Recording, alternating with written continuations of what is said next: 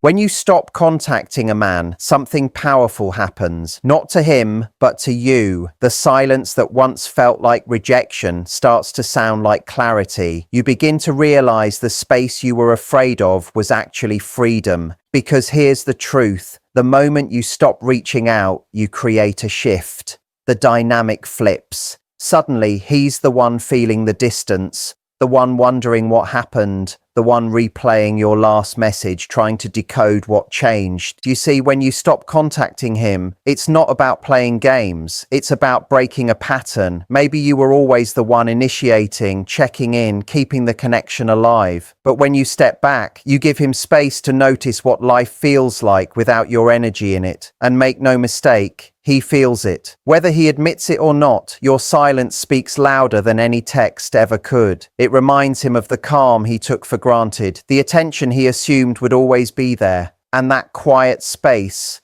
it makes him reflect. It makes him chase clarity the same way you once chased reassurance.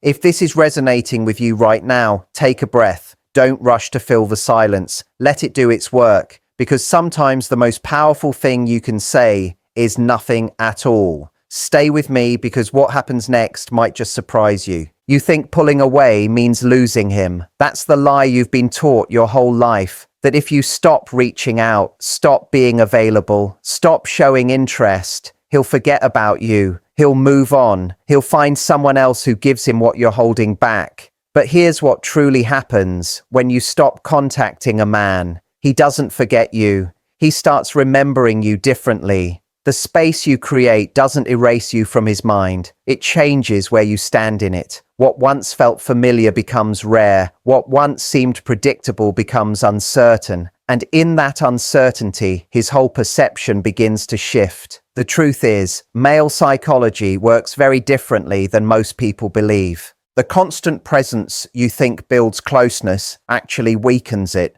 The availability you give as proof of your feelings often registers as something guaranteed. And anything that feels guaranteed, no matter how lovely, slowly loses its pull. When you stop contacting him, you're not playing games. You're restoring the natural tension that attraction needs to stay alive. Most women panic when silence appears. They convince themselves that love means constant communication, that connection needs daily proof, that if they don't keep the bond active, it will fade away.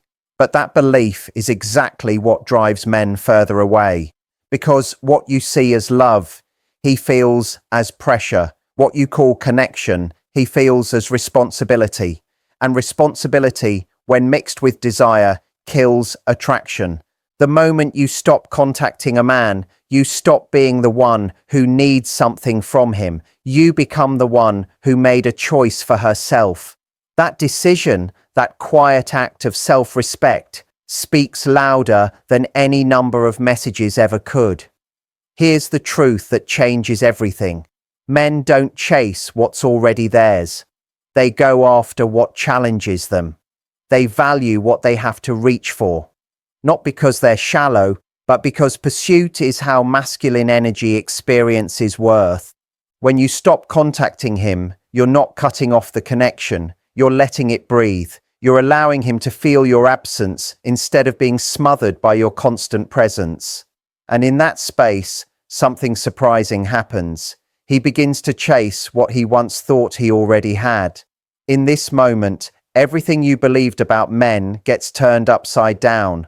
Because the instant you stop reaching out, the real shift begins. In the first 24 hours after you go silent, nothing big happens on the surface. He doesn't notice right away because he's used to your rhythm, your morning text, your lunchtime message, your little questions about his day. These moments became part of the background, comfortable and expected. So when they disappear, he doesn't panic. He just notices a quiet space. And that space at first feels like relief. He goes through his day thinking nothing's really changed. Maybe he's busy, maybe focused on his own plans. Maybe he tells himself he'll message you later. But that later never comes because there's no urgency. You trained him through your constant availability to believe you'd always be there, that the door was always open, that he didn't have to wonder about your interest because you showed it freely without him earning it. So he relaxes into the silence, assuming it's temporary, assuming you'll text again soon, assuming everything is still the same. But slowly, something begins to shift, a small, quiet feeling he can't name. Not worry, not yet, just a strange awareness that something feels different. He checks his phone, realizes there's nothing from you. He thinks about sending a message, but pauses. Should he wait? Should he let you reach out first?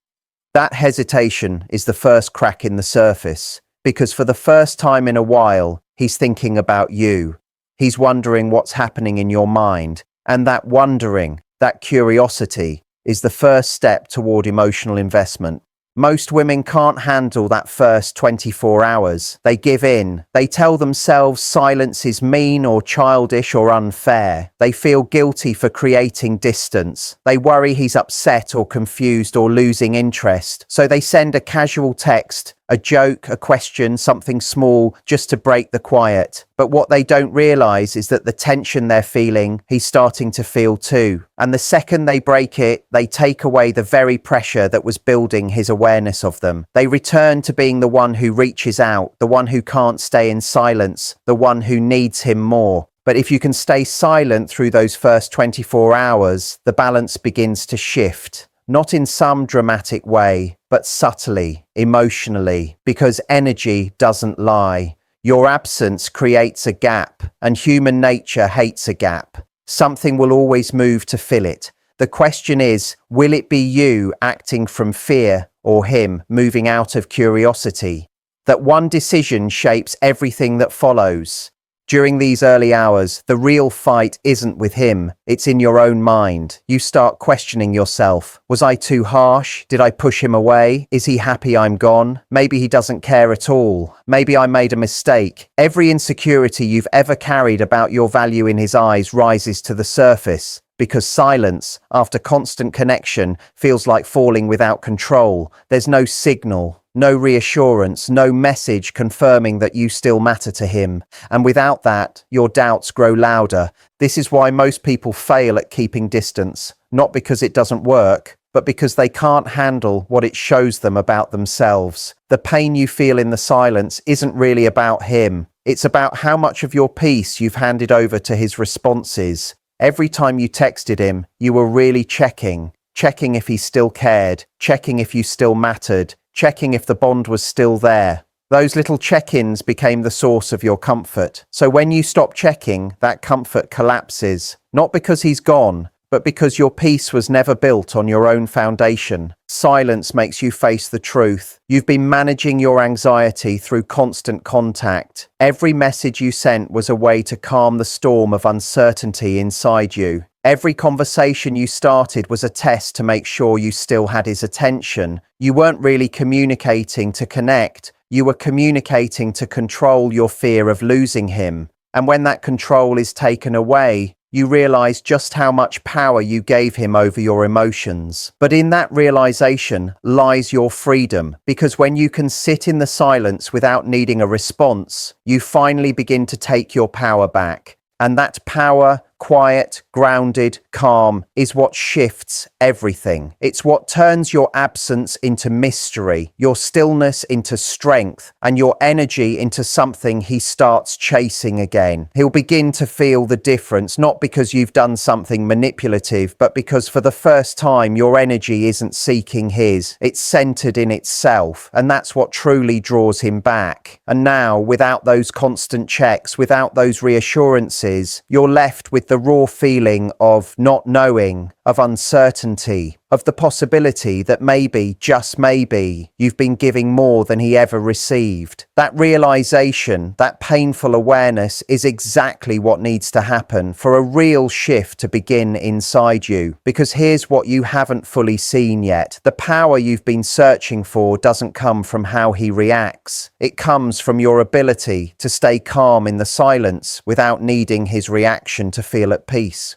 When you can go 24 hours, 48 hours, even 72 hours without reaching out, not because you're trying to play games, but because you're honestly okay either way, that's when everything starts to change. Not only in how he sees you, but in how you start to see yourself. You stop being the woman who needs his reply to feel secure. You become the woman who knows her worth isn't reduced by his level of attention. That shift within you is exactly what sparks the shift within him. By the end of the second day, something interesting begins to happen. He notices, not clearly at first, but his mind starts to sense that something's different. You haven't texted. You haven't checked in. You haven't asked questions or kept up the small daily connection that used to feel automatic. That absence, that quiet gap where your energy once was, begins to stand out.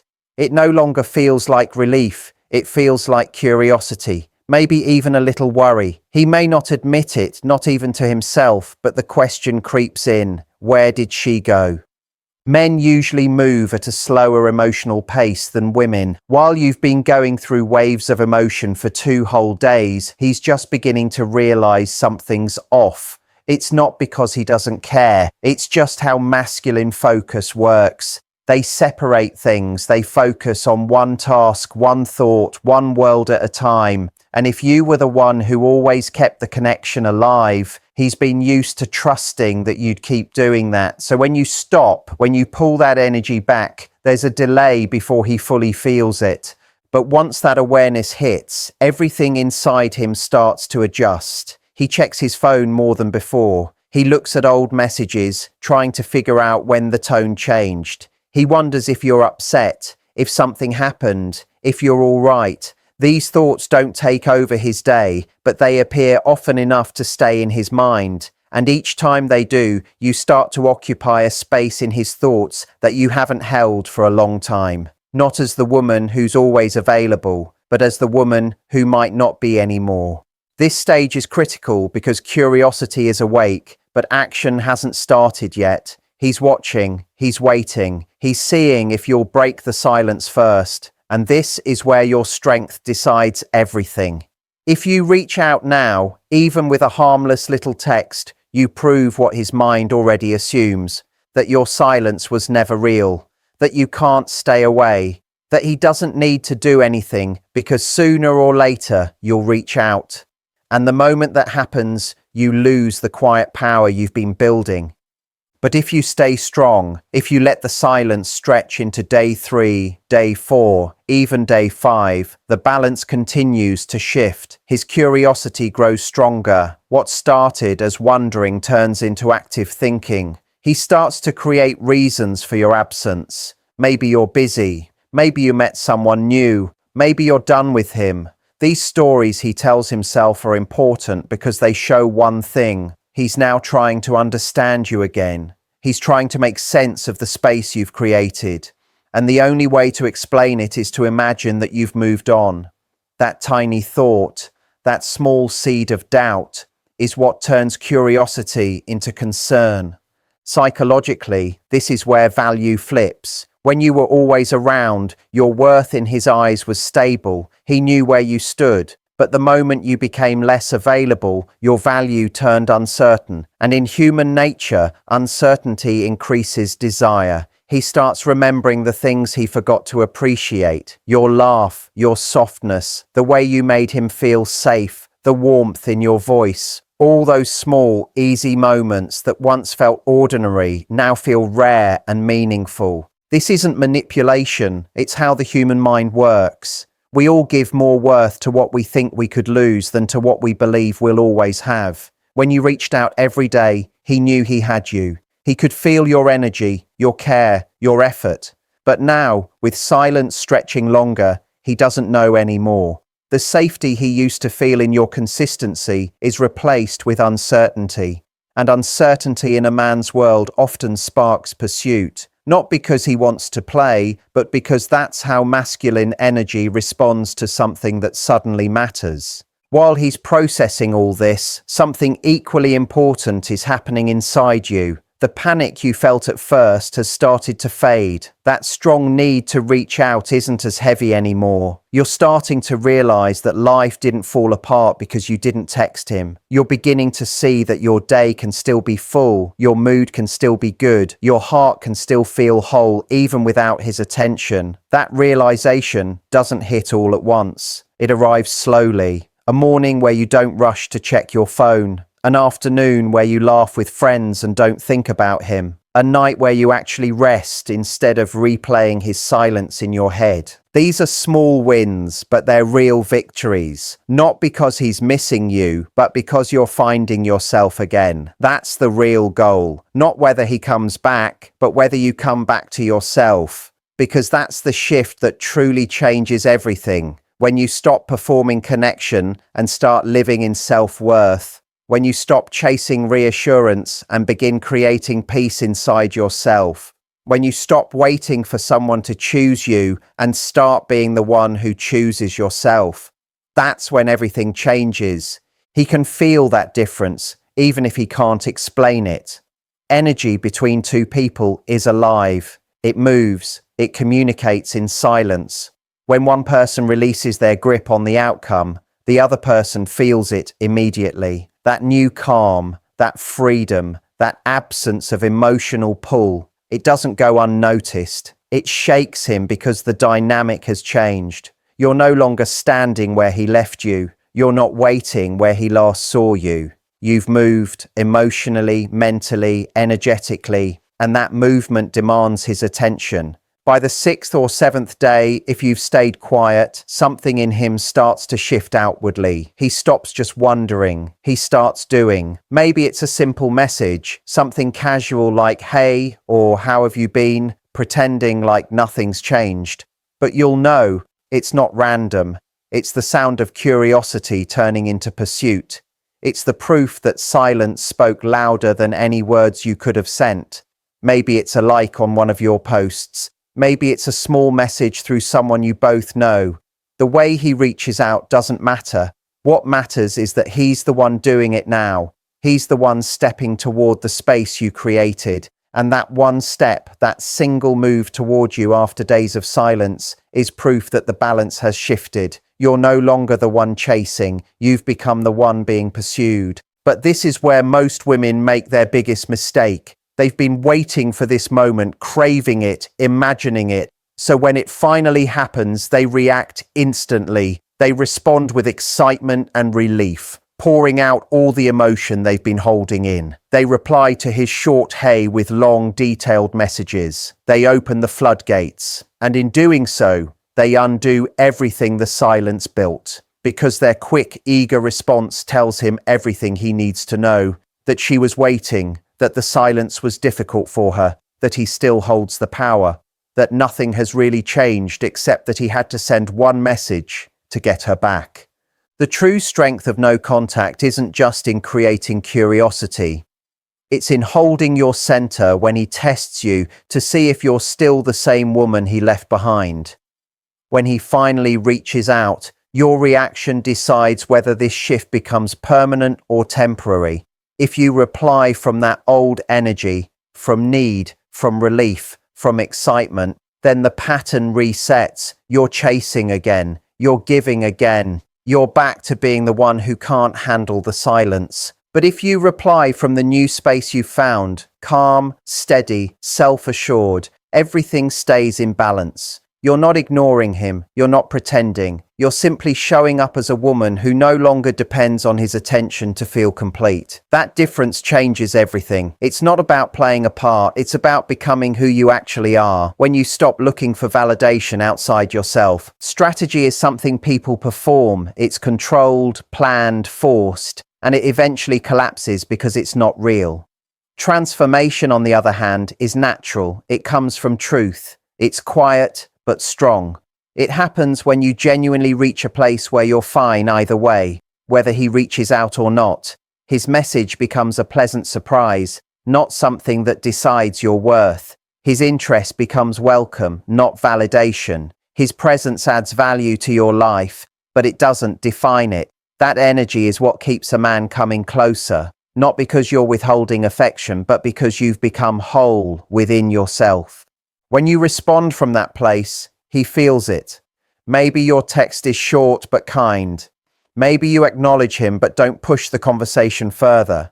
Maybe you reply with warmth, but without trying to keep things going. These aren't tricks. They're simply the natural way a grounded woman communicates when her world doesn't revolve around one person. He can sense that your energy is now divided between your purpose, your peace, your friends, your happiness. And that awareness, that quiet proof that your life is full, is deeply magnetic in a way your old eagerness never was. He expected to find you waiting where he left you, ready, available, relieved he came back. But that's not where you are anymore. You've moved to a stronger place, one centered on your own value. And that gap between what he thought he'd find and what he actually finds creates a new kind of tension. The good kind. The kind that draws him closer. The kind that makes him question whether he still has the same place in your life. That wondering, that uncertainty about his role is what transforms his mild interest into genuine pursuit. Over the next few days, if you keep this energy steady, his effort grows. He's not happy with short replies anymore. He starts asking questions. He tries to rebuild the easy connection that once flowed naturally. He might even feel frustrated that you're not responding the way you used to. But that frustration is actually a good sign. It means the balance has shifted, because even frustration in pursuit is still pursuit. It means he's putting in energy now, energy he didn't have to give before, and effort always builds value. Still, it's important to understand this. His increased effort doesn't mean you've won. It means things are finally even. You're no longer the one giving everything while he does little. You're no longer chasing while he withdraws. You're meeting each other halfway. And only in that middle space can something real start to grow. Anything else is just imbalance. One person running while the other follows. One person giving while the other only receives. That kind of intensity might feel passionate, but it burns out fast. It's not peace, it's not love, it's exhaustion. And it's the reason you had to stop reaching out in the first place. Now that things are balanced, you can finally see clearly. You're no longer living inside the fantasy of who he could be. You're seeing who he actually is. You're not filling in the blanks with hope or excuses. You're watching how he shows up when he has to take the lead. That's the gift silence gives you, clarity. It clears away all the false stories you told yourself. It exposes the truth about his interest, his effort, and his capacity to meet you halfway. Some women reach this point and realize the man they were holding on to was never really showing up. That once they stopped doing all the emotional work, he simply vanished. Or worse, he reached out with the smallest effort and expected her to come running like before. As painful as that truth feels, it's also freedom. Because you finally see that what you were in love with wasn't the real him. It was the potential you imagined. You were pouring love into a version of him that existed only in your hopes. No amount of chasing was ever going to turn that fantasy into reality. Silence didn't break the bond. It revealed what was already missing. But other women discover something better. They see that when they stopped over-functioning, he actually started showing up. When they stopped chasing, he started trying. When they stopped being constantly available, he began to appreciate their presence. The imbalance wasn't always about his lack of care. Sometimes it was about the comfort that was created when she gave too much and expected too little. Once she pulled back and required more balance, he didn't run, he adjusted. Not perfectly, not instantly, but sincerely. And that's the beauty of this whole process. When you stop reaching out, you find out the truth, whether he's been showing up for you or for what you gave him, whether he actually wants you or just your attention, whether there's real mutual interest or just an illusion you built by trying too hard. These answers might hurt, but they're pure. They set you free. Because even painful truth is a gift when it shows you what's real. So trust the silence, trust the space, trust the discomfort, because what's waiting on the other side of that trust is a stronger version of you, one who knows her worth so deeply that she'll never again settle for one-sided effort. A version of you who finally understands that love isn't about chasing, it's about choosing. A version of you who has learned the greatest lesson silence can teach, that your value was never measured by how quickly he texted you back. It was always measured by how firmly you chose yourself. And choosing yourself again and again, even in moments of fear, doubt, and longing, that's not weakness. That's strength. That's peace. That's the moment the game completely turns. You realize you were never playing his game at all. You were always playing your own, and in your game, you don't chase, you attract. You don't beg, you allow. You don't wait, you choose. And what's truly meant for you always finds its way back.